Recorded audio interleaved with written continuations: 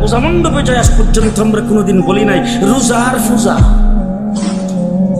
ঈশ্বর যে জিনিস আল্লাহ একই জিনিস। নাউজুবিল্লাহ কয় না কেটা কেটা কোন দলে?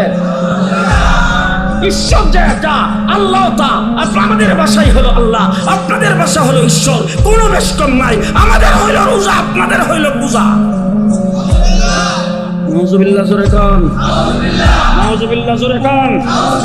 আমরা ক্ষমতায় যাওয়ার জন্য কোনো আন্দোলন করি না। আরে জুনায়েদ আল হাবিব যদি ক্ষমতায় যাইতে চাইতো, হাই হাই হাই, কোনোদিন আজ পর্যন্ত বলি না, আজকে বলে যাচ্ছি। 2018 সনে ঢাকা থেকে নূর হোসেন কাসিমি রহমতুল্লাহ খেলায় উলামায়ে কেরাম মিলে আমাকে বলছিল ব্রাহ্মণবাড়িয়া 2 থেকে ইলেকশন করার জন্য। আমি এখানে এসে নমিনেশন দাখিল করেছিলাম। পরে নূর হোসেন কাসিমি সাহেব ফোন করে বলছেন, আরে যাদের সঙ্গে জোট করছি তারা জোটগতভাবে আরেকজনকে দিয়ে দিয়েছেন, সুতরাং আপনি আর ইলেকশন করেন না, আমি এখান থেকে চলে যাচ্ছি। আমি যখন ব্রিজ পার হয়ে যখন যাচ্ছিলাম, তখন ব্রাহ্মণবাড়িয়ার একজন বড় অফিসার আমাকে টেলিফোন করে বলছেন, হুজুর তাড়াতাড়ি আসেন, নির্বাচনও করবেন, ফাঁসও করবেন। আমি বললাম না, নাম বলবো না।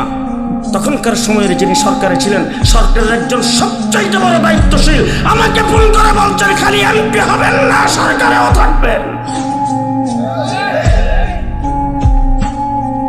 বলছি নির্বাচন করতে গিয়েছিলাম উলামায়ে কেরামের পরামর্শে, দিনকে রক্ষা করার জন্য, সুতরাং আপনাদের দুকাই পাও দেওয়ার জন্য নয়।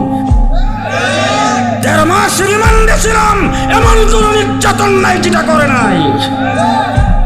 চুপে চুপে কানে কানে অনেক মন্ত্র দিয়েছে, অনেক কিছু বলেছে। আর জেল থেকে যখন বের হয়েছে আমাকে সচিবালয়ে রেখে তখনকার স্বরাষ্ট্রমন্ত্রী আমাকে যেই সমস্ত অফার দিয়েছেন, কোন মানুষ ঠিক থাকতে পারবে না।